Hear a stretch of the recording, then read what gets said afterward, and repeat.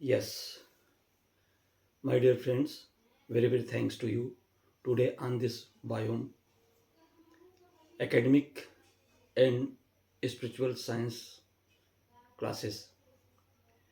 Dear मेरे प्रिय, आज का वीडियो आपके लिए बहुत ही इंटरेस्टिंग है। आज हम लोग विश्वास के बल के साइंस पर अध्ययन करेंगे। विश्वास और विश्वास का बल। सबसे पहली चीज है, विश्वास क्या होती है? विश्वास हमारे अपने विश्वस्त लोगों द्वारा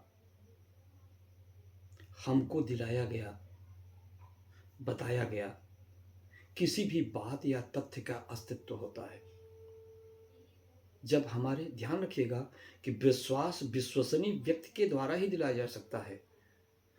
अब यहां विश्वसनीय व्यक्ति और अविश्वसनीय व्यक्ति की बात आ गई। विश्वसनीय व्यक्ति का मतलब क्या है कि जिस व्यक्ति को हमने अब तक, जहां भी मेरी उम्र पहुंची हो, जहां तक हमारी उम्र होए, वहां तक अपने सराउंड से जितने लोगों की बातों को, व्यवहार को मैंने हमेशा सत्य होते हुए देखा है, सुना है, समझा है। वो हर बातें, उन बातों का सत्य होने का, परफेक्ट होने का हमें विश्वास हो जाता है। विश्वास होने पूर्ण रूप से उसको हम मान लेते हैं। तो जब किसी बात को, किसी की कही गई बात को, किसी की सुनी गई बात को, किसी देखी गई बात को हम पूर्ण रूप से सत्य मान करके स्वीकार कर लेते हैं, तो यह कहा जाता है कि वह अमुक चीज हमारे लिए विश्वसनीय है और वो बातें हमारे लिए विश्वास का आधार हैं और वो मेरा विश्वस्त है। अब ये बातें, जो विश्वास होता है वो दो ढंग का होता है। सामने वाले व्यक्ति ने विश्वास और अंधविश्वास। सामने वाले ने जो बात कही वो वास्तव में परम सत्य है, पूरी दुनिया के लिए सत्य है। यदि इस बात पर हमें कोई बात बताई गई हो और हमने उस पर पूरा अमल कर लिया हो, उसके वैसा ही होने का, तो वह यह विश्वास है।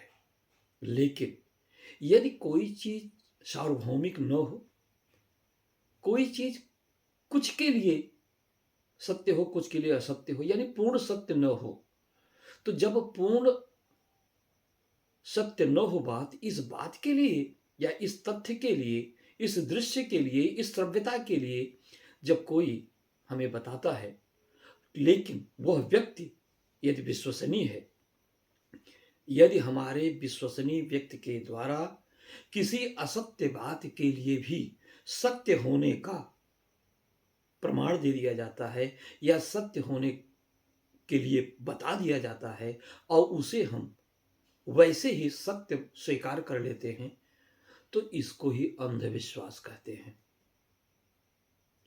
यह सत्य या विश्वास का बल बड़ा अचूक है।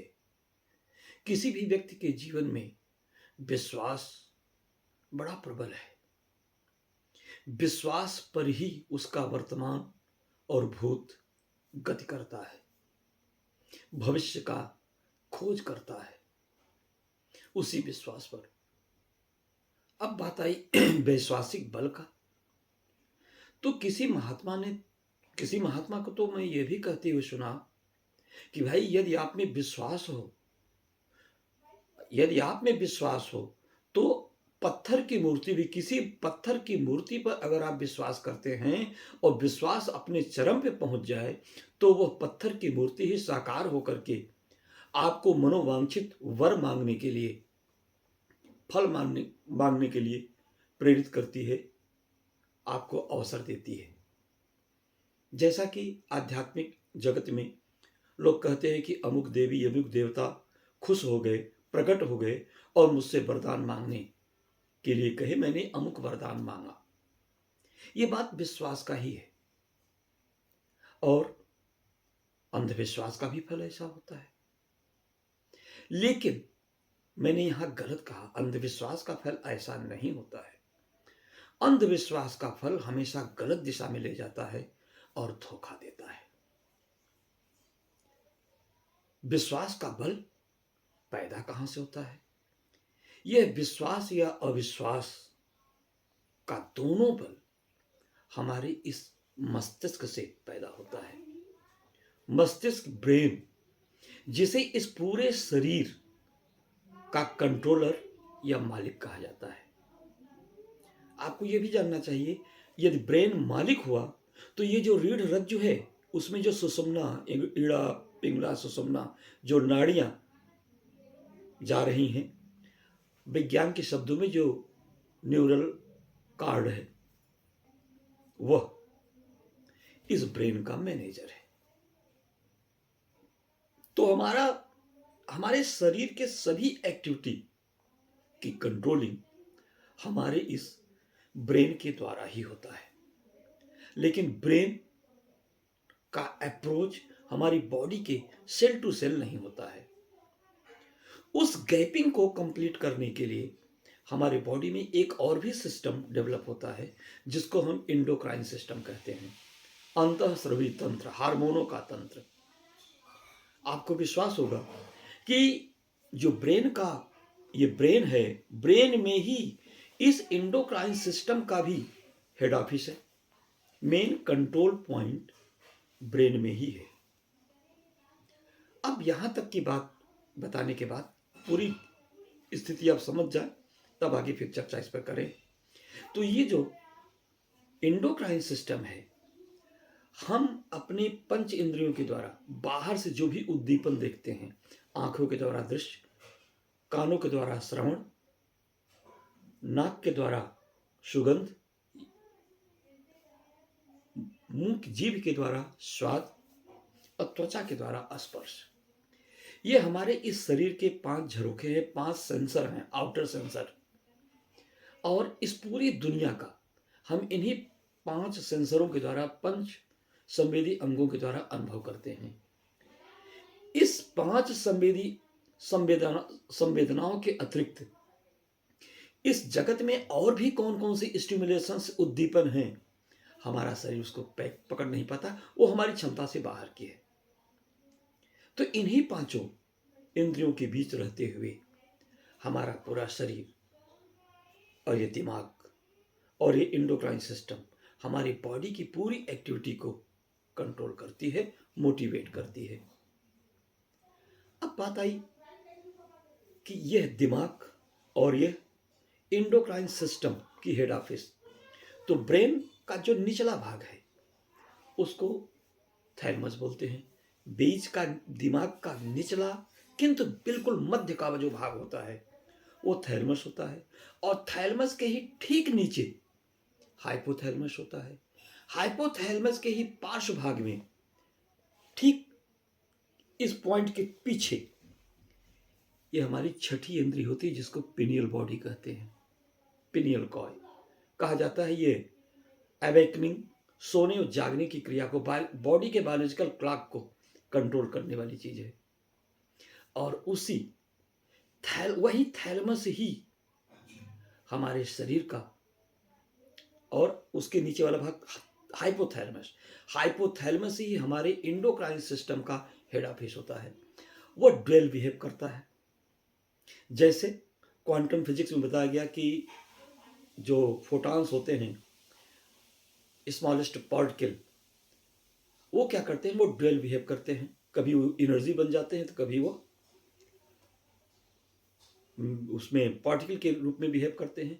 ठीक वही बात हमारा ये जो ब्रेन है, ब्रेन बॉडी की सारी कंट्रोलिंग को तो नर्वस सिस्टम के द्वारा करता है, और नर्वस सिस्टम इलेक्ट्रिकल मैसेज दे करके हमारी बॉडी की एक्टिविटी को कंट्रोल करता है, रिसीव भी करता है और उसके अगेंस्ट रिएक्ट भी करता है।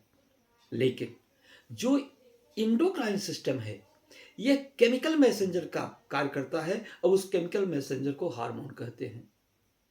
हार्मोन बिना ऊर्जा देने वाला, बॉडी ऑर्गन्स को स्टिमुलेट करने वाला एक बायोकेमिकल होता है, जो हमारी बॉडी को एक्टिवेट करता है, बॉडी के पार्ट्स को एक्टिवेट करता है, कुछ करने के लिए या कुछ न करने के लिए, प्रोहिबिटरी, प्रोमोटरी या इनहिबिटरी दोनों इंड्यूसर या इनहिबिटर दोनों का कार्य करता है। अब बात होता है कि जैसा हम सोचते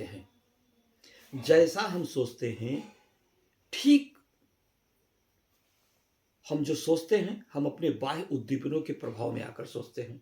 हम कैसा सोचेंगे, क्या सोचेंगे, ये हम बाह्य उद्दीपनों के आधार पर सोचते हैं।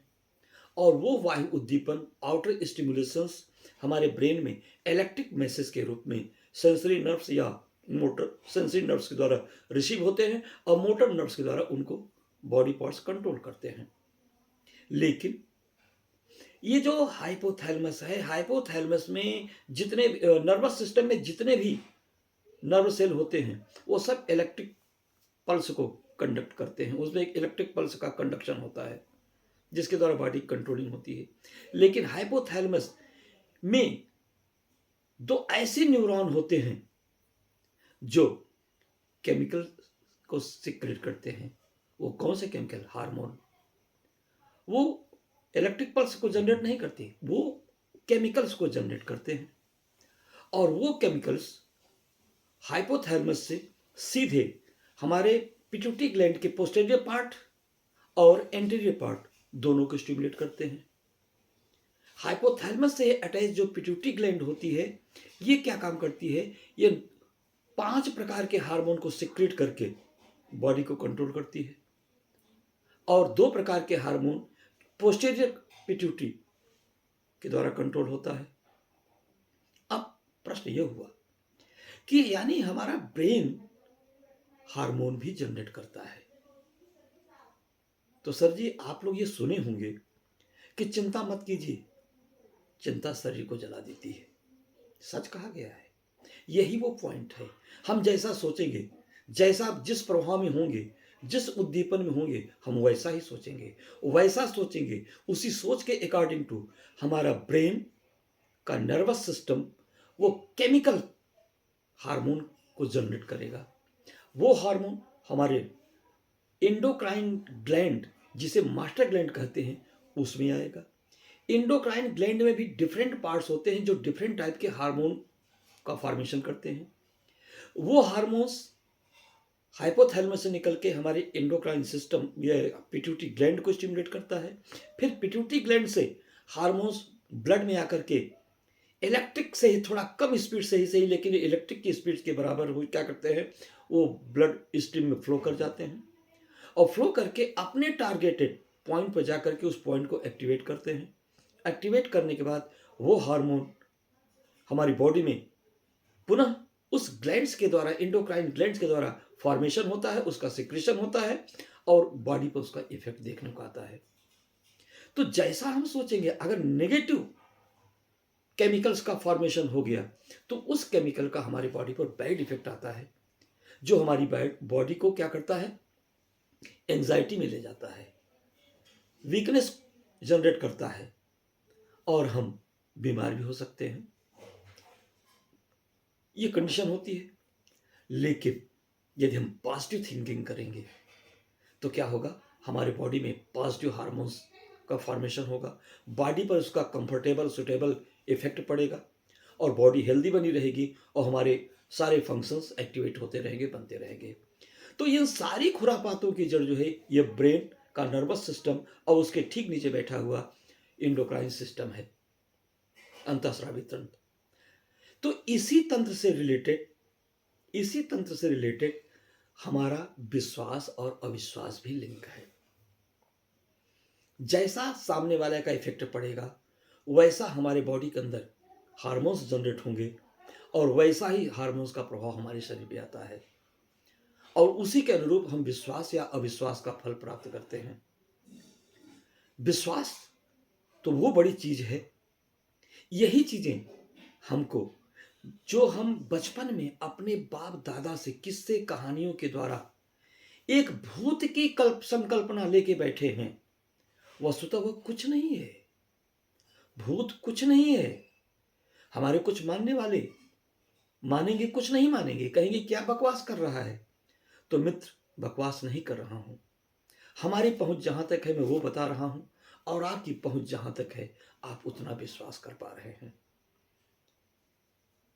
यहां तक तो यह है कि लोग कहते हैं ना कि सामने अगर साक्षात भगवान भी खड़ा हो जाए तो वह भक्त सबसे पहले इंट्रोडक्शन लेता है, या वह तथाकथित जीव अगर सामने से प्रकट हो और प्रकट होकर के अपनी सारी बात अपने को प्रमाणित करे, तभी सत्य पर विश्वास किया जाता है। आज का समय कुछ ऐसा ट्रेंड चेंज हो चुका है, लेकिन मौलिक ट्रेंड वही है।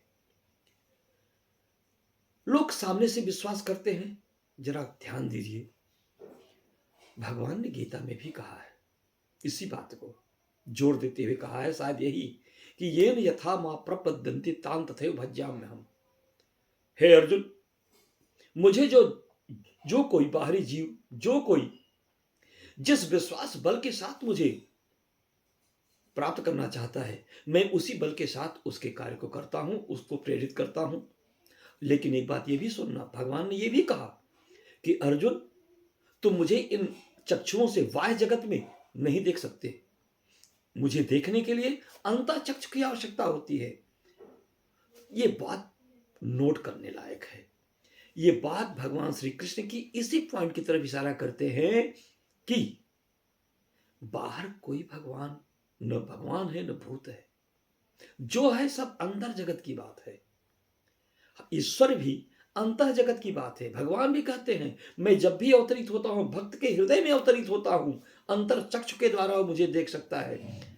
ये तथाकथित जो हमारे भक्त हैं, ये भगवान को बाहर फिर क्यों खोज रहे हैं? क्या वो अंधविश्वास में हैं, या क्या वो इस तथ्य को भूल चुके हैं? जो भी है, इस पर मैं विशेष टिप्पणी नहीं करना चाहता। अन्यथा इस दुनिया में आने वाले बहुत सारे लोग सत्य, परम सत्य को बोल करके वो सूली पे चढ़ चुके हैं। उसमें गैलीलियो भी आते हैं, कोपरनिकस भी आते हैं, ईसा मसीह भी आए, या हमारे अपने भगवान रजनीश कितने सत्य थे मैं नहीं जानता, किंतु वो भी आए। तो इस तरह से मैं इस विवाद में नहीं पढ़ना चाहता, लेकिन सत्य बात को तो मैं बारीकी से कह भी सकता हूं, और जो समझ सकते हैं वो समझ भी जाएंगे, और न समझने वाले नहीं समझ पाएंगे, उसके लिए मैं क्षमा चाहता हूं। तो मित्र, मैं आपको यह बताऊं कि विश्वास का बल पर एक दृष्टांत दे देता हूं। हमारे बहुत सारे अपने मित्र इस बात को सुन भी चुके होंगे। कोई एक सर्वे आया था वैज्ञानिकों का, किसी व्यक्ति को फांसी की सजा हो गई थी। वैज्ञानिकों ने इसी विश्वास के बल को देखने के लिए, हार्मोन हाइपोथैलेमस ब्रेन के पावर को समझने के लिए, उस पावर से निर्दिष्ट बनने वाले हार्मोन की प्रतिक्रिया के प्रभाव को देखने के लिए एक प्रयोग किया। एक ऐसे फांसी की सजा से ग्रसित एक व्यक्ति को कुछ वैज्ञानिकों ने कोर्ट से जाकर के अनुमति लिया कि माननीय जज साहब, इस व्यक्ति का अमुक तिथि पर आपने फांसी लिखा है, फांसी होगी वैसे ही होगी जैसे आप चाहते हैं, उसी समय पे होगी, आपकी उपस्थिति में होगा, लेकिन फांसी देने का तरीका अलग होगा। पूछा गया कैसे फांसी दोगे? तो उन्होंने कहा कि ऐसा है कि हम उस व्यक्ति को सर्प के द्वारा डसवा करके उस जहर से उसकी फांसी दिलवाएंगे। मरेगा निश्चित हो, लेकिन प्रक्रिया अलग होगा। अब इसके द्वारा मेरा प्रयोग भी सिद्ध हो जाएगा। तो उसमें किया क्या, उसने उस व्यक्ति के पास, उस सजा याफ्ता व्यक्ति के पास गए, वैज्ञानिकों की टीम गई और पूछी, भाई देखो, तुम्हारी फांसी होना निश्चित है अमुक डेट पर, इतनी तारीख को, इस समय पर। तुम्हारे सामने एक विकल्प है, तुम फांसी के फंदे से झूल करके, घुट करके, तड़प करके मरना चाहते हो, दर्दपूर्ण मृत्यु चाहते हो, या कि आराम की बिना दर्द वाली मृत्यु चाहते हो? उसने कहा, भाई मरना है तो मैं बिना दर्द वाली मृत्यु चाहता हूं, लेकिन बता दीजिए वो कैसे होगा। उन्होंने कहा, देखिए, हमारे पास एक विशेष प्रकार का सर्प है, उसके जहर का असर हमने देखा है, वो डंस मारते ही व्यक्ति बोल भी नहीं पाता और मर जाता है। इन बातों को गौर कीजिएगा। सामने वाले वैज्ञानिकों की टीम उस अपराधी व्यक्ति को विश्वास दिला रहे हैं। ये विश्वास ही है, मेंटल मिसमैनेजिंग किया जा रहा है, सम्मोहित कर रहे हैं, ये सत्य बात बता करके कि जो मैं कह रहा हूं वो सत्य है। कुछ ऐसी लीला रचते हैं जिससे उस व्यक्ति को विश्वास हो जो ये कह रहे हैं वो परम सत्य है। उन्होंने यही कहा। इस बात को कह करके प्रयोग शुरू हुआ। करीब 25 बाई 25 के रूम में एक कॉर्नर पर अपराधी को बैठा दिया गया। आंख की पट्टी खुली थी। सामने इधर दो वैज्ञानिक बैठ गए। सांप का पिटारा सामने रखा था और पिटारा रखा था, उसमें सांप को भी निकाल करके दिखा दिया, हाँ ये सांप है, फू करता हुआ निकला। फिर देखने लगे, हाँ जज साहब भी बगल बैठे थे। जज साहब आपने कितना समय दिया है? 4:23। ठीक, 4:20 हुआ, 21 हुआ, 22 हुआ, उसकी पट्टी खोल दिए। उससे कहे कि ठीक है, अब उस व्यक्ति को लेकर के आइए। वो व्यक्ति आया, 22वें मिनट में बीच रूम में पहुंचा। वहां पे उसको रोक दिए। रोक करके बोले कि ऐसा है कि आंख पे पट्टी बांध देते हैं। आंख पे पट्टी बंध गई। अब उसने कैलकुलेशन कर लिया कि अगर आधे मिनट में मैं आधा रूम आ गया हूं तो शेष आधे मिनट में मैं उसके पास पहुंच जाऊंगा जहां सांप है। आधे मिनट में वहां आया, टोकरा खोलने जैसा आवाज हुआ, सांप नहीं निकला। डॉक्टरों ने क्या काम किया, एक सिरिंज की सुई, निडल एकदम स्टेरलाइज्ड निडल उस व्यक्ति के उंगली में, जैसे आजकल एक्यूपंक्चर मेथड से क्या करते हैं, वो डायबिटीज चेक करते हैं, उस ढंग से उंगली में पिंच कर दिया। पिंच करते ही जैसा विश्वास दिलाए थे उसी विश्वास का परिणाम वो आया कि व्यक्ति गिरा और गिरने बाद मर गया। डॉक्टर ने चेक किया, व्यक्ति मर गया। जैसा विश्वास दिलाए थे शरीर ने वैसा ही रिस्पॉन्स किया। जो विश्वास दिलाए किसने सुना? दिमाग ने सुना। आंखों ने देखा, कानों ने सुना और दिमाग को विश्वास दिलाया। उसी विश्वास के अनुरूप नर्वस सिस्टम ने अपने न्यूक्लिन यानी हार्मोन सेक्रेटरी नर्व्स के द्वारा हाइपोथैलेमस में वो हार्मोन बना, वो पिट्यूटरी ग्लैंड में गया। पिट्यूटरी ग्लैंड ने वैसे हार्मोन का सृजन किया और उसका बॉडी पर इफेक्ट आया। क्या हुआ? व्यक्ति मर गया। सबसे आश्चर्य की बात, जब उस व्यक्ति का पोस्टमार्टम हुआ तो पोस्टमार्टम में उस व्यक्ति में के बॉडी में सर्प का वेनम पाया गया। यानी व्यक्ति सांप के जहर से ही मरा, ऐसा रिपोर्ट आया, जबकि सांप ने काटा नहीं था।